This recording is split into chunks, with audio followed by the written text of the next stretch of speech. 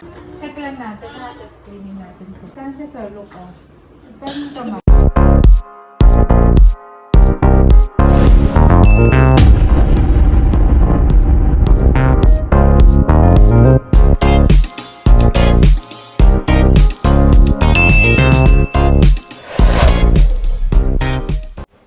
Hello mga kapitbahay, it's been a while. Para sa video natin na to, sasagutin natin yung request ng isa nating kapitbahay na nag-comment na bill reveal naman daw po kami for our Meralco bill this summer. So for this video, papakita po natin yan. And at the same time, update ko rin po kayo sa mga latest na kaganapan natin dito sa First Park Homes Calamba with our kapitbahays. So syempre, apart from the mga biglaang gala katulad nito sa Pandin, nagpag-decidean namin magkakapitbahay na mag-prepare ng onting salo-salo para sa Mother's Day, and at the same time, isabay na rin yung gender reveal ng isa sa mga ating kapitbahay beshes dito. And of course, para all-in-one na talaga, isinabay na rin namin yung birthday celebration ng ating mga May celebrants. Pero syempre, yung actual birthday ng ating sex bomb dance, binigyan lang namin siya ng munting sorpresa. Pili ko nakapal pa rin. Yan. Happy birthday to you. Happy birthday to you. Mali, sana magkasabay-sabay tayo. Happy birthday. Happy birthday to you. Happy birthday to you.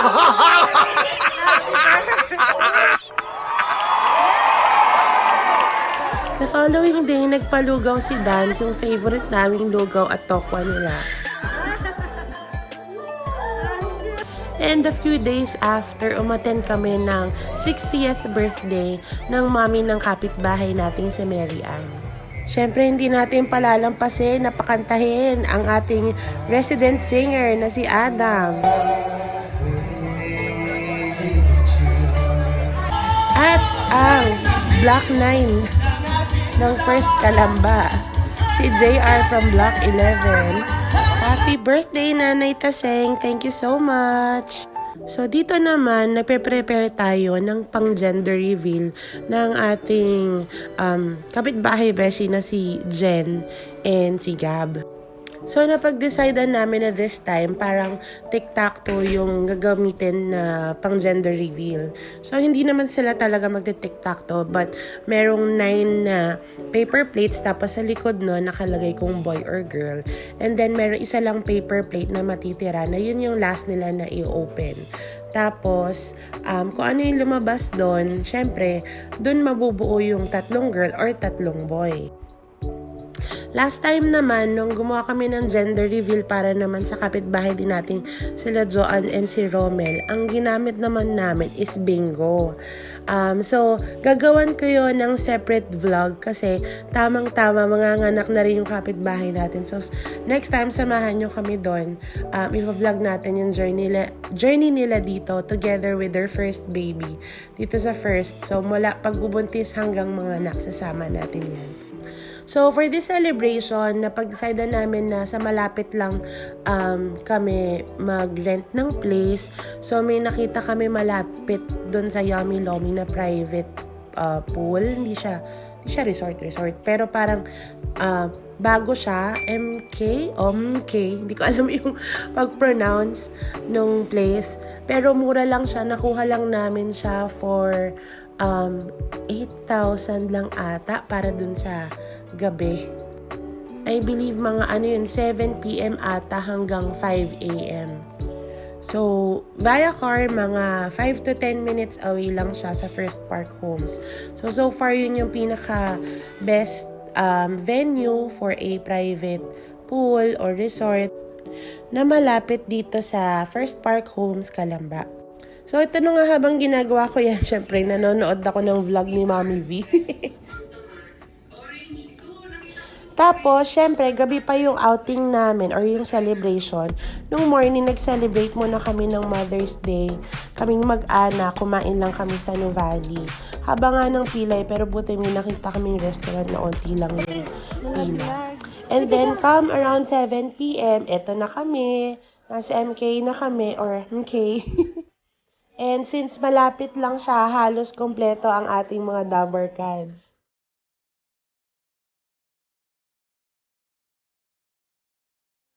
So, syempre, mag-celebrate tayo ng birthday na ating may celebrate.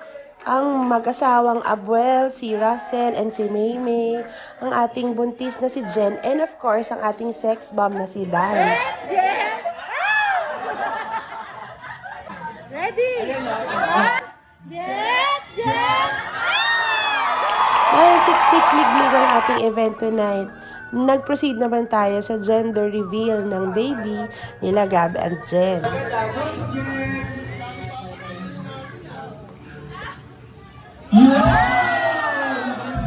Ayan na nga yung sinasabi ko sa inyo kanina na parang tic-tac-toe effect. Siyempre, hindi sila magulo, diba? Nag-bet kasi kami dito. So, merong team boys, merong team girls. Mamimili ka kung anong bet mo. And then, yung losing team, magpapakain sa lahat. This time, yung mga boys, sobrang proud pa silang team boys sila eh.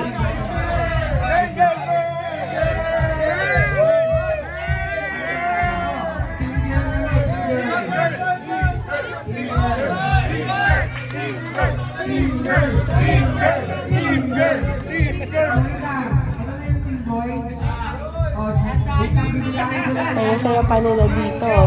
Tapos ito na, mag-gender reveal na. 3, 2, 1, go!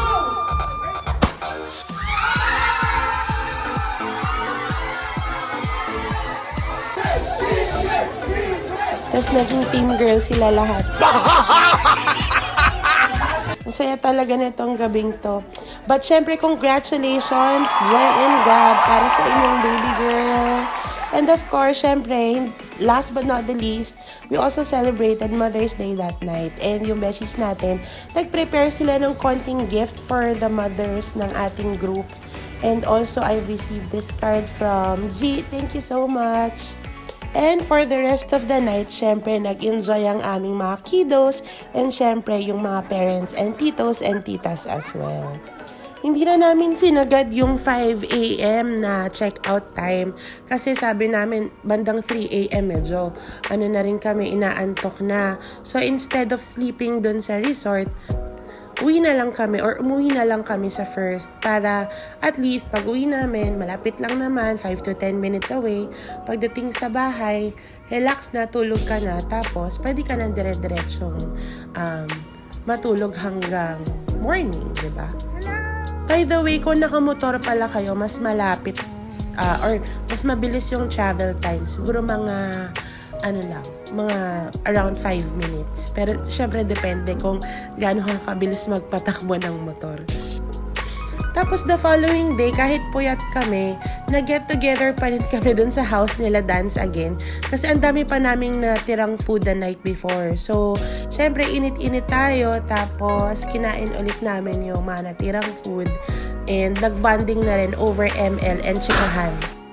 So, ito na nga, magbe-bill reveal na tayo. So, sakto kasi, before summer, napag-decided namin mag-asawa na mag-invest na kami on an air conditioner dito sa baba, sa may sala.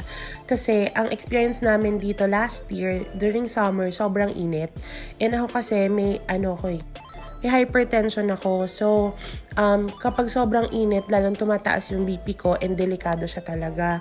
So, nagpakabit na kami ng aircon dito sa baba. And then, dun sa room namin, pinalitan namin din ng inverter din. And then, yung old aircon namin na box type, na non-inverter, nilagay na namin dun sa room ng mga bata. Kasi, di ba, ginawa na namin or inayos na namin yung room nila. So, going back dun sa tanong nung kapitbahay natin kanina, kung ilang aircon po ba yung gumagana, during the day, dalawang inverter aircon na yung gumagana. And then, sa gabi, bali 3, 2 inverter, tas isang non-inverter. So, sa gabi lang namin ino-on tong box type na aircon na yan. Kasi nga malakas siya sa kuryente.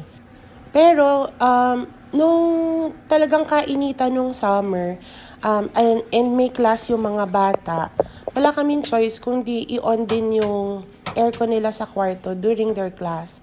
Kasi hindi naman sila makapag-class nang wala sa room eh. Kasi kailangan tahimik sila. Ako nag-work naman ako dun sa room ko. So, kailangan naka-on din yun. Kailangan naka-on din yung aircon dun sa room namin ni Toy. Tapos, yung dito sa baba, syempre, ang init talaga dito sa baba, promise kapag pag summer. Tapos, sa baba rin, nagka-class naman yung isa kasi 3 kami sabay-sabay na nag-o-online during that time. So, ito ini-explain ko sa inyo yung consumption namin kasi medyo mataas siya talaga nitong summer. And then, meron ding shower heater. And then, consistent lang naka-open yung mga mood lights namin or mood lightings. Katulad ng lamp na yan. Tapos, 2 salt lamp na tig 5 watts. Tapos, yung mga LED strips namin naka-on lang.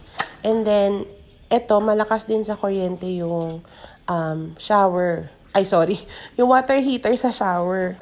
Dagdag ko na rin na hindi po kami naka-gas, naka-induction cooker kami. Na sobrang taas din na kumonsumo nun and we cook every day. Usually twice a day or more. So in short, medyo mataas talaga kami mag-consume ng kuryente. So ito na nga, papakita na namin sa inyo yung history ng aming mga bills. So, dito makikita nyo, bandang January, February, March, nasa 2,000 to 3,500 lang yung bill namin. Average namin actually before kami lumipat dito sa first is 6K. So, mura na yan. Ngayon, nung tumungtong yung May, naging 6,500 na siya. So, dito, sige, sabihin natin 6,500 siya. But this is the same amount ng binayaran namin last year during summer. So, that's summer of 2022. Noon nandito na kami sa first. Pero last year, isa lang aircon namin noon. Yung box type nga na aircon na kay Rear na nakita nyo kanina. Na naka-on ng morning at saka gabi. Halos 24 hours noon before. Kasi wala pa kaming inverter aircon last year eh. So, this time, nung nag 6,500 siya, 2 na yung nadagdag na aircon na buong araw bukas and yung aircon na non-inverter na sa gabi lang bukas. And then, yung bill namin ng June or yung consumption namin ng May, pumalo na siya ng 9,300 kasi sobrang init talaga nung month of May. So siguro nahirapan din yung mga aircon dun sa pagpapalamig nung place, kaya ganun. So pero ang iniisip na lang namin, sige okay na kaysa naman magkasakit tapos ibayad mo lang din sa mga gamot and sa pagpapadoktor mo, 'di ba? Saka nakita nyo naman bumabawi naman yung Meralco bill kapag pag malamig na yung panahon. So pag mga bandang bare months na hanggang mga February, sobrang lamig talaga dito. Hindi mo kailangang mag-aircon. Tsaka nung nakaraang taon, pag mga ganong panahon, hindi talaga kami nag-aircon kasi mas malamig kapag pag nakabukas lang yung bintana.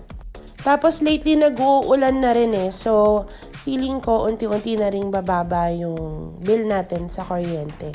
Update din namin kayo syempre kung ano nang magiging pa-bill ni Meralco soon.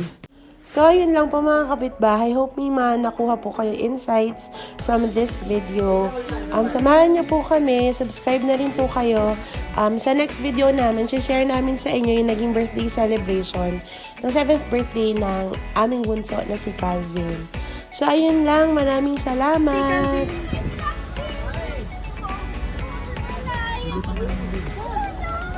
Ano